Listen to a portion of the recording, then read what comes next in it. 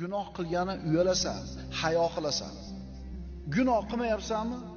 Gunohdan o'zingni ehtiyot qilyapsanmi? Demak, muammo qolmaydi ustingda. Haqiqiy hayoli odam kim?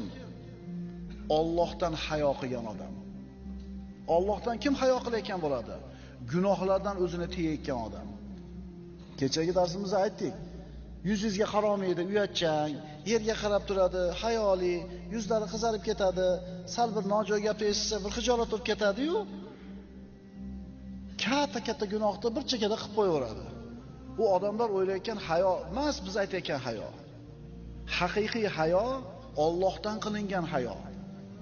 Haqiqiy hayoli odam hech kim ko'rmayotgan joyda ham Allohdan hayo qilib, gunohdan o'zini tiyadi. Mana shu hayoni gapiryapmiz biz. Ana g'arbni qarang, eslik hammasi, odoblik, zo'r, kulishadi, bir chiroyli muomala qilishadi.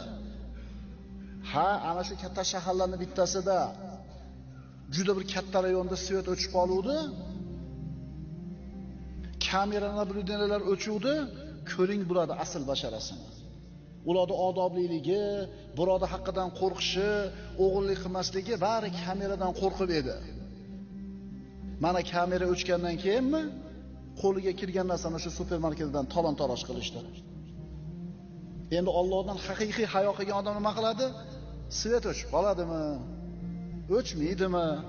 U hayoli odam. Tushunarliga biz xas hayoda gapiryapmiz.